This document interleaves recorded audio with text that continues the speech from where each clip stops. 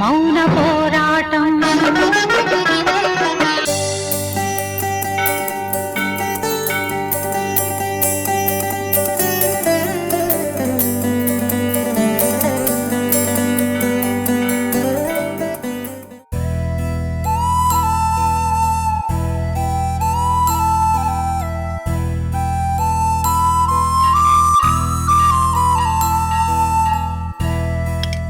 అన్ని రకాల దుష్టగ్రహ పీడ అరిష్టశాంతి పూజలు చేశాను తల్లి. ఇక మీ బిడ్డకొచ్చిన ప్రమాదం ఏమీ లేదు. ఇది బిడ్డ పుట్టిన సమయం తేదీ ఇప్పటి వరకు నేను జీవిత చక్రం వేయించలే స్వామి. ఒకసారి జాతకం చూడండి. అలాగేనమ్మా.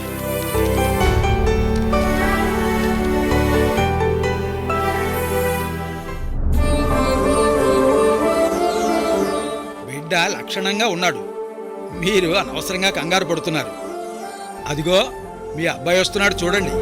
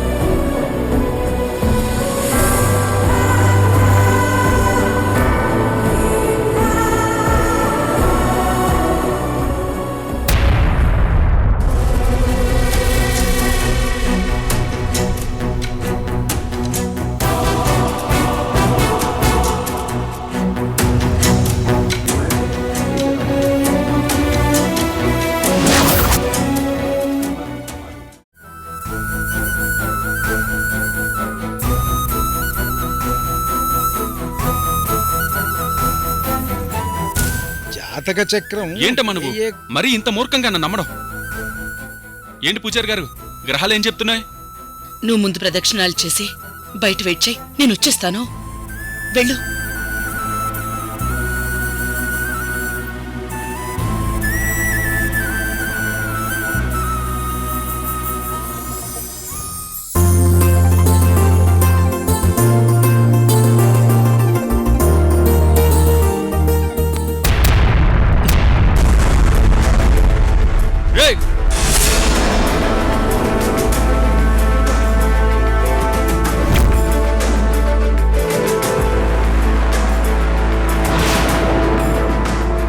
గుడిలో ఎందుకు బాబు గొడవ? వాడెవడో వేధవా. పద.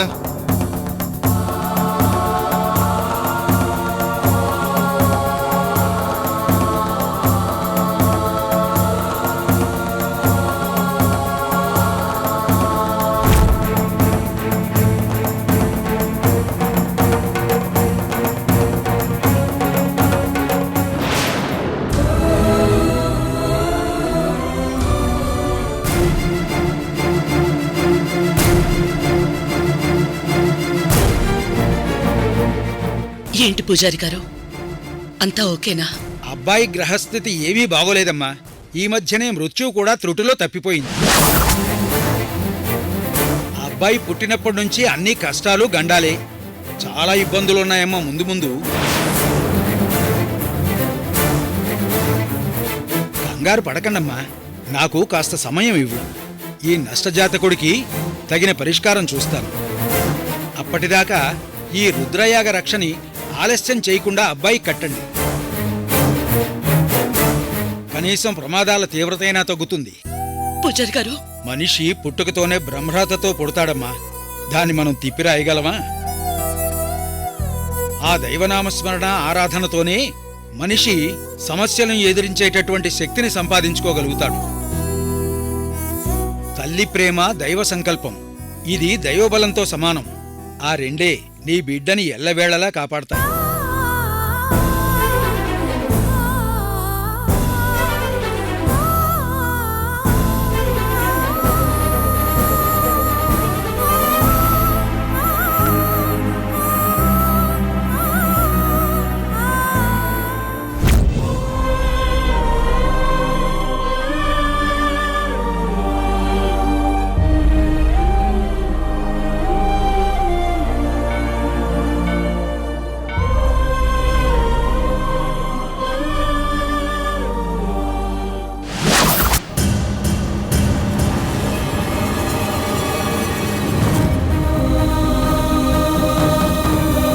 అబ్బాయి పుట్టినప్పటి నుంచి అన్ని కష్టాలు గండాలే.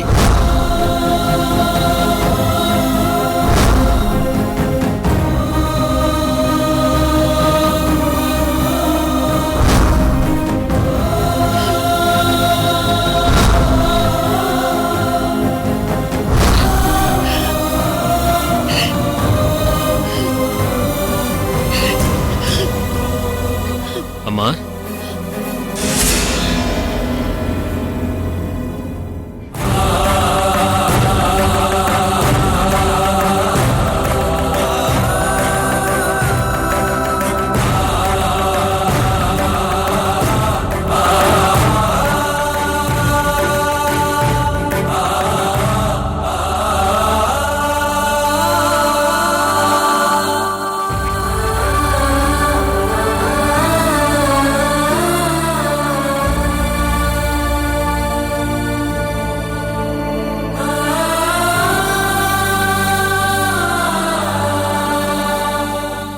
గుళ్ళోకి రాగానే మిమ్మల్ని చూసిన, మీ మొహంలోని బాధని చూసిన.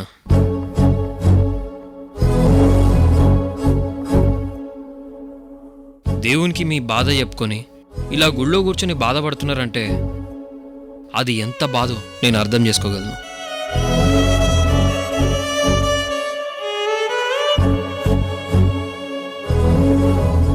మీ బాధని తీర్చగలనో లేదో, ఇతరులతో పంచుకోగలదో కాదో నాకు తెలియదమ్మా.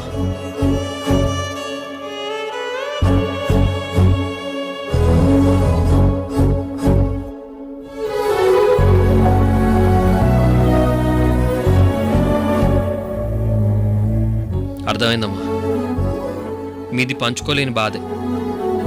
కానీ ఒక్క విషయం చెప్తానమ్మా, మీ బాధ ఏదైనా సరే తీరిపోతుంది.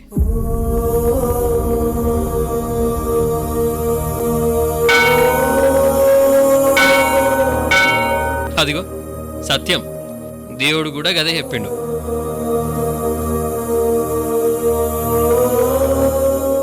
బాధైనా సంతోషమైనా ఏది శాశ్వతం కాదమ్మా. మన గాడ్ భగవద్గీతలో అదే కదా చెప్పిండు.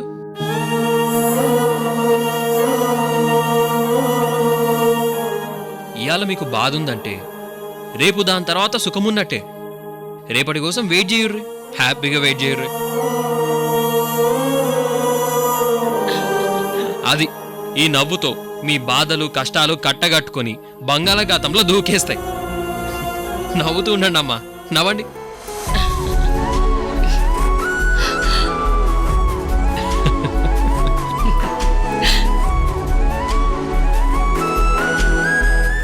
పక్కనకొచ్చి బిడ్డలా కూర్చొని అమ్మా అని పిలిచి ధైర్యం చెప్పావు చూడు, దానికి నా కష్టమంతా పారిపోయింది. ఎవరు నువ్వు? ఎప్పుడు చూడలేదే. చూస్తుంటే మా ఊరు కూడా కాదనుకుంటా. పేరు ద్వారక, పని మీద వచ్చినమ్మా. మిమ్మల్ని చూస్తుంటే ఇక్కడికి రెగ్యులర్గా వస్తారని అర్థమైంది. చూద్దామమ్మా, పని కుదిరితే మళ్ళా కలుద్దాం. అప్పటి వరకు కీప్ స్మైలింగ్ మా. బాబు, బిడ్డలా వచ్చి అమ్మకి ధైర్యం చెప్పావు. చేపట్టు.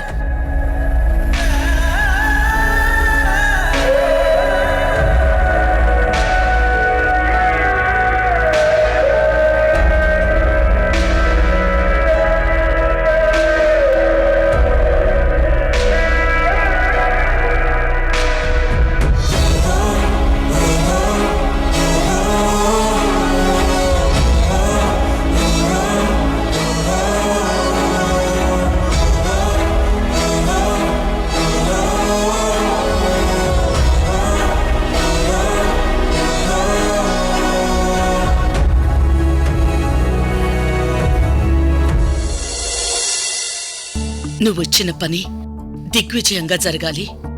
ఎటువంటి ప్రమాదాలు కష్టాలు రాకుండా క్షేమంగా ఉండాలి.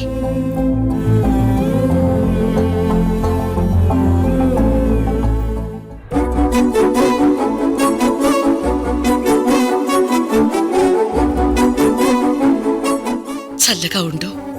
ఉంటానమ్మా.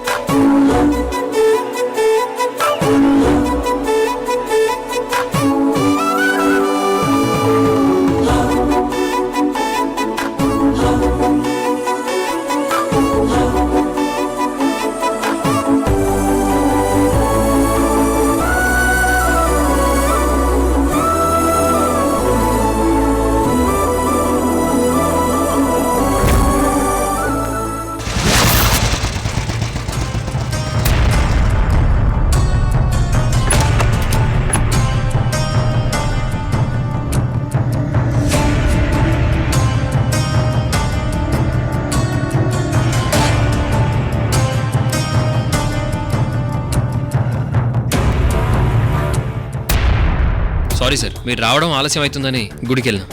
It's okay. దర్శనం బాగా అయిందా? బాగా అయింది సార్. ద్వారకా, ఇది గవర్నమెంట్ యొక్క చాలా హైలీ క్లాసిఫైడ్ కేసు. ఫైల్లో నువ్వేం సాల్వ్ చేయాలో, ఎలాంటి ప్రాబ్లమ్స్ ఫైండ్ అవుట్ చేయాలో మాత్రమే ఉంటుంది. మిగిలిన వాటికి డీటెయిల్స్ ఉండవు. అది నువ్వు ప్రశ్నించకూడదు కూడా. అసలు కేసేంది సార్?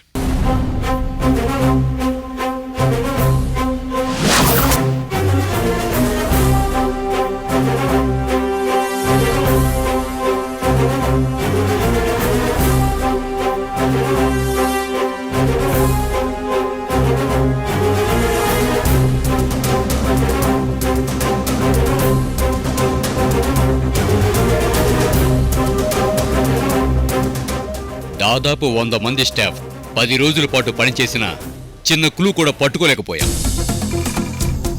హైదరాబాద్లో మా ఫ్రెండ్ నీ గురించి చెప్తే నువ్వు మాత్రమే ఈ కేసు డీల్ చేయగలవని నిన్ను పిలిపించాం. It's an honour sir.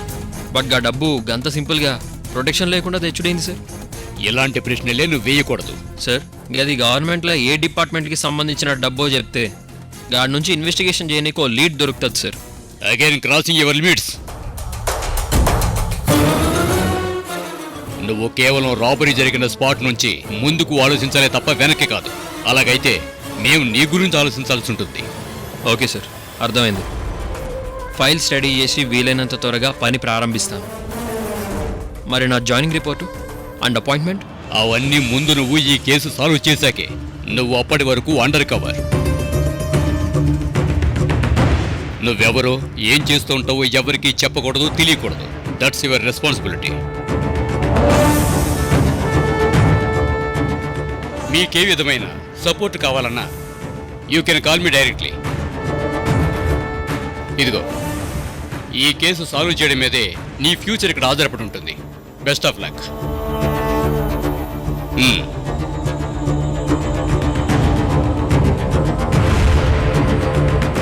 Sir, ఏంటి సార్, ఏం జరుగుతుంది?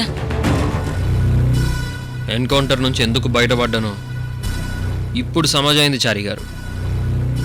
అంతకంటే పెద్ద ప్రమాదాన్నే ఎదుర్కోబోతున్నాను. సంథింగ్ ఈజ్ రాంగ్ చారి గారు. ఈ కేసు సరైంది కాదు. గవర్నమెంట్ కేసు అస్సలు కాదు. ఏమంటున్నాడు సార్? మరి డేజీ సార్ ఎందుకు అట్లా చెప్తున్నావు? అవినీతి కంపు కొడుతుంది అతని యూనిఫామ్ నుంచి. వీళ్ళ వెనకాల వ్యవస్థల్ని శాసించే బలమైన వ్యక్తి అదే ఎవరో బలమైన శత్రువు ఈ ద్వారకకి ఎదురుగా పోతురు. ఆయేగా అబ్బాయేగా మజా.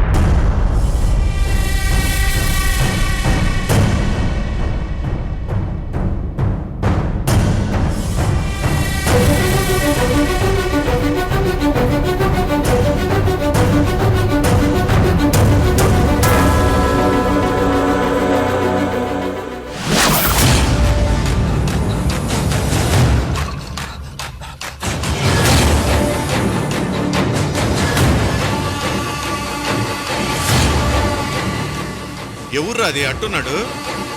యముడు లాగున్నాడు. ఓయ్ ఒల్లకుండు కోసి పారెత్తనా యాల్దే.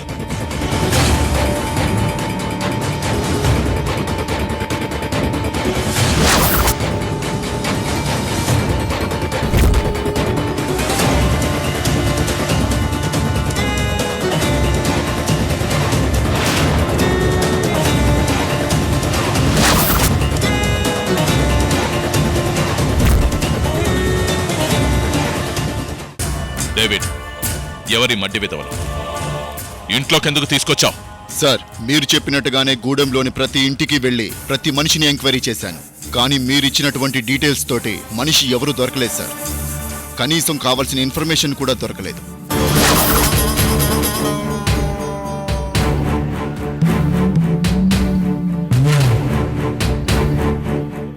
దుర్గా బోలేకో నామ్సే చిన్న పిల్లల వయసుతో ఉన్నవాళ్లు ఉన్నారు గాని మీరు చెప్పిన మేడం వయసుతో మ్యాచ్ అయ్యేవాళ్లు కోయినయ్యే. David, don't call her madam.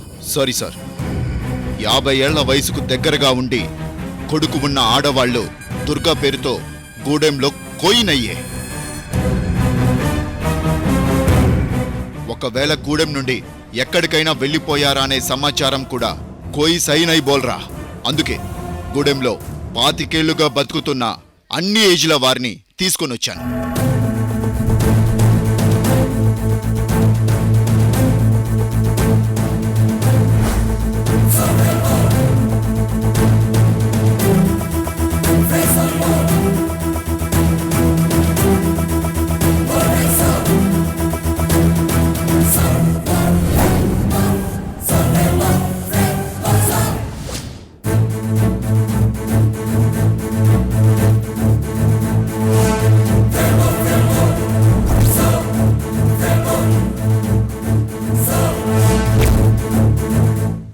మీరు ఒకసారి వీళ్ళకి కనిపిస్తే ఇంకా ఏమైనా గుర్తులు చెబితే ఉపయోగం ఉంటుందని తీసుకొనొచ్చాను.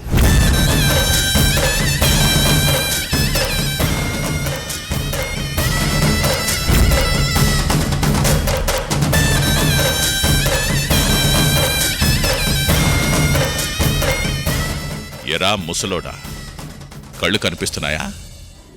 గుర్తుపట్టావా నన్ను?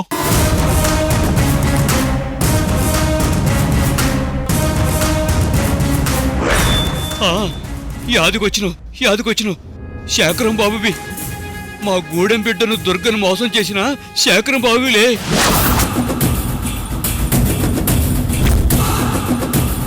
ఎరా ముసలోడా, అన్నంత మాట అంటావా? నన్నే అంటావా? చంపేస్తాను, నేను చంపేస్తాను.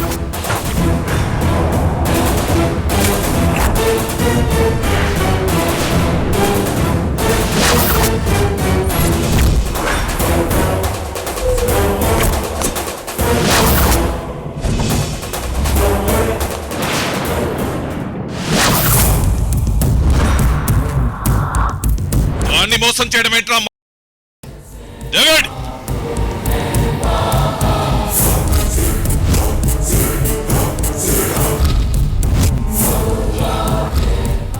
నేను టాయిలెట్లో వాడుకునే టిష్యూ పేపర్తో సమానం.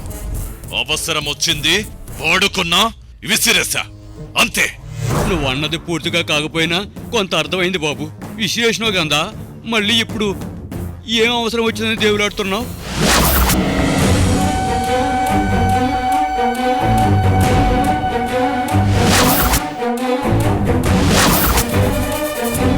ఎముకలకింత కండలేదు గాని పొగరు మాత్రం టన్నుల్లో ఉందిరా మీకు.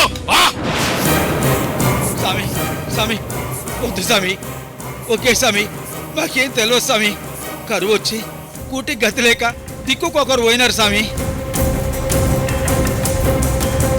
నువ్వు అడుగుతున్న దుర్గమ్మ కూడా గూడెం వదిలి 20 ఏళ్ల కిందట వెళ్ళింది స్వామి. చాలా మంది బొంబాయి, హైదరాబాదు పోయినారు స్వామి పనులు సిక్కుతాయని. మీ వాళ్ళు వచ్చినప్పుడు మాకు తెలియదు స్వామి ఎవరి గురించి అడుగుతున్నారని. మిమ్మల్ని చూసినాక అర్థమైంది స్వామి ఎవరిని అడుగుతున్నారని.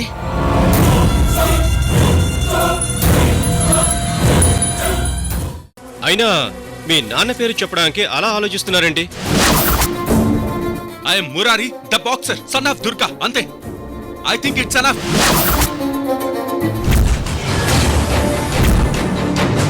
ఇదే దుర్గా, దీన్ని ఫోటో చేయించు. ఆ ఫోటో పట్టుకొని సిటీ చుట్టూ ఉన్న ఊళ్ళన్నీ గాలించు. దుర్గా ఎక్కడుందో తెలియాలి డేవిడ్.